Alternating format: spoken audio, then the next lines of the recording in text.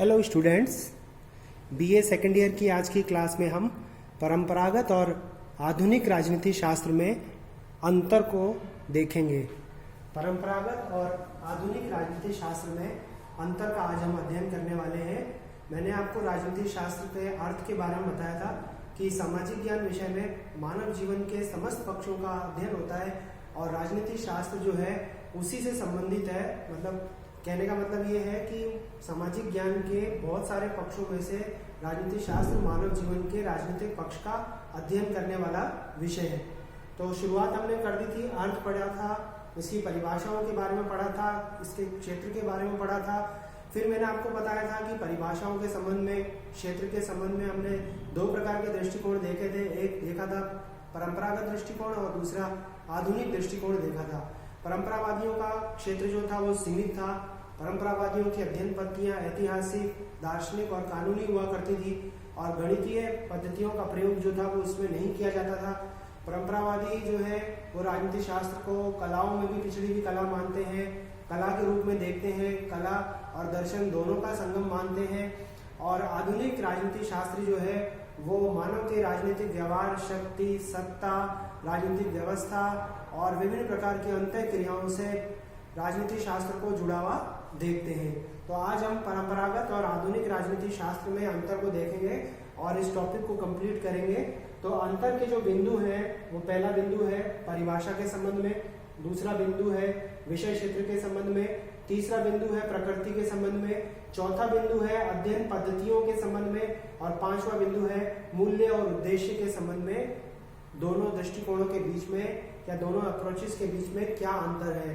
तो परिभाषाओं के संबंध में हमने देखा था कि परंपरावादियों की जो परिभाषाएं हैं वो भी हमने क्या देखी है, केवल राज्य के अध्ययन के रूप में, केवल सरकार के अध्ययन के रूप में, राज्य और सरकार दोनों के अध्ययन के रूप में। जैसे गार्नर की परिभाषा मैं यहाँ पर लेता हूँ कि गार्नर कहता है कि राजनीति शास्त्र का आरंभ और अंत राज्य के साथ में होता है।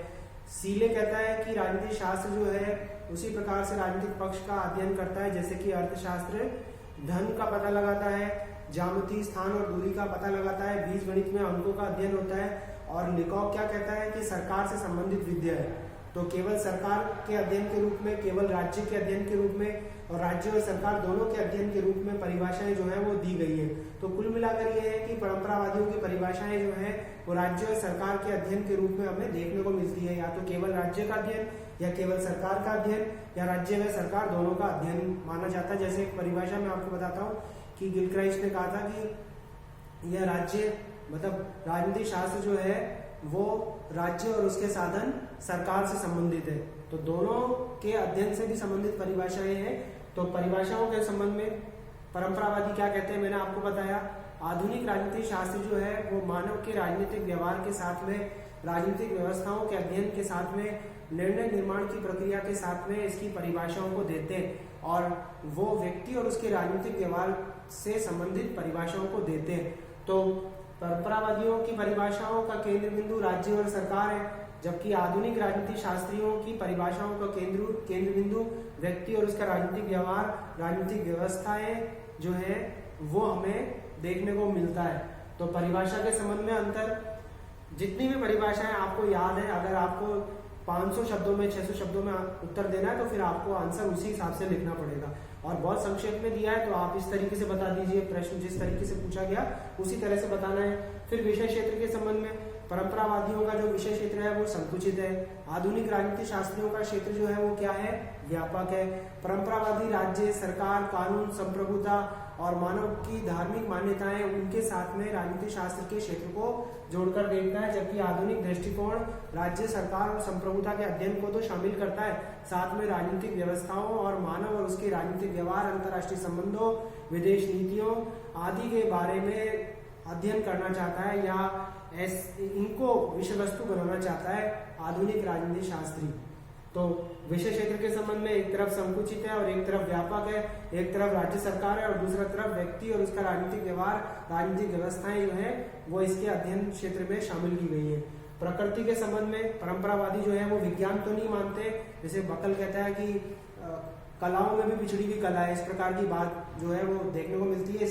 इसी प्रकार जो है एक कथन मैंने आपको बताया था जिसमें कहा गया था कि जब भी मैं राजनीति शास्त्र के प्रश्न पत्र को देखता हूँ तो मुझे प्रश्नों पर खेद नहीं होता, बल्कि इसके शीर्षक पर खेद होता है। तो इट मीन्स विज्ञान नहीं मानते परंपरावादी राजनीति शास्त्र को, वो कला की श्रेणी में और पिछड़ी हुई कला की श्रेणी में रखते हैं इसको।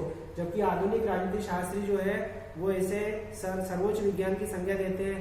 अरस्तु, बोंदा, हॉब्स, लास्की, ब्रोगन, ये सारे विद्वान जो है वो राजनीति शास्त्र को उस श्रेणी का विज्ञान मानते हैं और विज्ञान होने के लिए और उसे विज्ञान बनाने के लिए वैज्ञानिक अध्ययन पद्धतियों के प्रयोग की बात करते हैं। तो ये भी हमने देखा कि प्रकृति के संबंध में एक तरफ कला माना गया और दूसरी तरफ उसको विज्ञान की श्रेणी में रखा गया।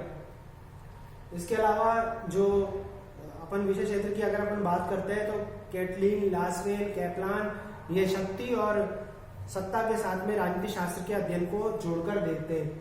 अब अध्ययन पद्धति के संबंध में परंपरावादियों की अध्ययन पद्धतियां ऐतिहासिक, दार्शनिक और कानूनी है, जबकि आधुनिक राजनीति शास्त्रियों की अध्ययन पद्धतियां जो है वो वैज्ञानिक है, गणितीय है, समस्या अध्ययन पद्धति, सर्वेक्षण पद्धति, पर्यवेक्षण पद्धति, इस तरह की अध्ययन पद्धतियों का प्रयोग आधुनिक राजनीति शास्त्रियों द्वारा किया जाता है। तो अध्ययन पद्धतियों में भी अंतर हमको देखने को मिलता है। अब मूल्यों की बात करें तो परंपरावादी मानव को नैतिक प्राणी बनाना चाहते हैं और मानव को नैतिक जीवन की ओर धकेलना चाहते हैं परंपरावादी, और मूल्यों को स्थान देते हैं राजनीति शास्त्र में, और वो कहते हैं कि मूल्यों के बिना कुछ भी संभव जो है वो नहीं हो सकता है।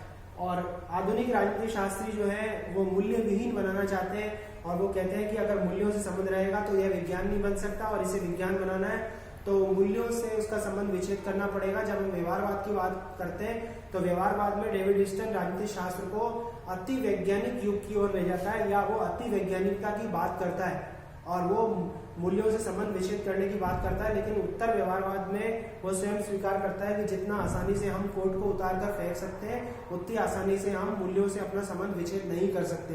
तो आधुनिक राजनीतिक शास्त्र जो है वो मूल्य विहीनता की बात करते हैं, लेकिन बाद में उन्हें एहसास होता है इस चीज का कि मूल्यों के बिना राजनीति जो है वो संभव नहीं है। जैसे आज हम राजनीति में भ्रष्टाचार को देखते हैं, अपराधीकरण को देखते हैं राजनीति में, तो वहां पर मूल्य विहीनता की स्थिति जो है वो राजनीति के पतन का कारण बनती है, इसलिए मूल्य जो है वो आवश्यक है। फिर उद्देश्य की बात करें तो परंपरावादियों का उद्देश्य व्यक्ति को नैतिक प्राणी बनाना और व्यक्ति को नैतिक प्राणी बनने के लिए नैतिकता के मार्ग पर धकेलने का उद्देश्य जो है वो रखता है। मतलब वो चाहता है कि मानव का जीवन अच्छा बने और अच्छे जीवन के लिए कौन काम करे, राज्य और सरकार काम करे। लेकिन उसका उद्देश्य जो है आधुनिक राजनीति शास्त्रियों का राजनीति शास्त्र को विज्ञान बनाना है, वैज्ञानिक अध्ययन पद्धतियों का विकास करना और ज्ञान के लिए ज्ञान प्राप्त करना आधुनिक राजनीति शास्त्रियों का प्रमुख रूप से उद्देश्य रहा है।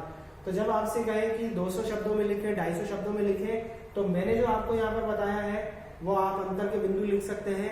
एक और बात मैं आपसे कहना चाहूंगा कि बहुत बार विवाद खड़ा होता है इस चीज को लेकर कि क्या दोनों दृष्टिकोणों में अंतर है, क्या इन दोनों के बीच में सीमा रेखा खींचना संभव है। तो कुछ विद्वान तो कहते हैं कि दोनों दृष्टिकोणों के बीच में सीमा रेखा खींचना संभव है, लेकिन वास्तव में हम यह नहीं कह सकते कि दोनों के बीच में सीमा रेखा खींची जा सकती है, या हम यूं भी नहीं कह सकते कि परंपरावादी दृष्टिकोण जहां समाप्त होता है वहां से आधुनिक दृष्टिकोण समाप्त होता है। दोनों ही दृष्टिकोणों का अपनी अपनी जगह पर बराबर महत्व है और हम आधुनिक दृष्टिकोण के कारण से परंपरागत दृष्टिकोण को हम नहीं छोड़ सकते। तो कोई सीमा रेखा हम नहीं खींच सकते और ना हम ये कह सकते हैं कि जहां परंपरावाद की समाप्ति होती है वहां आधुनिक राजनीति शास्त्र की शुरुआत होती है। तो राजनीति शास्त्र में कोई भी ऐसी चीज नहीं है जो विवादास्पद नहीं हो। तो आज हमने क्या देखा, परंपरागत और आधुनिक राजनीति शास्त्र में जो अंतर है, कई बार अंतर भी पूछ लेते हैं और अंतर के लिए आप क्या करेंगे, जैसे एक कॉलम बनाया अंतर के बिंदु, दूसरा कॉलम बनाया आपने यहाँ पर लिखा परंपरागत राजनीति शास्त्र और वहां पर क्या लिखा आधुनिक राजनीति शास्त्र और उनका वर्णन आपने कर दिया। तो परंपरागत और इधर क्या कर दिया आपने आधुनिक। अब पॉइंट बना लीजिए आप, ये अंतर के बिंदु हो गया, ये अंतर के बिंदु हो गए, परिभाषा के संबंध में अंतर परंपरावादी क्या कहते हैं, आधुनिक राजनीति शास्त्री क्या कहते हैं, विषय क्षेत्र के संबंध में अंतर, परंपरावादियों ने क्या कहा है, क्या बताया उसका क्षेत्र, आधुनिक वालों ने क्या बताया, प्रकृति किस प्रकार से बताई परंपरावादियों ने और आधुनिक राजनीति शास्त्रियों ने प्रकृति किस प्रकार से बताई, अध्ययन पद्धतियां परंपरावादियों की कौन सी हैं और आधुनिक राजनीति शास्त्रियों की कौन सी है, और उनके मूल्यों के संबंध में क्या दृष्टिकोण है परंपरावादियों का और आधुनिक दृष्टिकोण के प्रतिपादकों का क्या दृष्टिकोण है मूल्यों के संबंध में और फिर उद्देश्यों के संबंध में। तो आप इस तरीके से आप इस अंतर संबंधी प्रश्न को हल कर सकते हैं।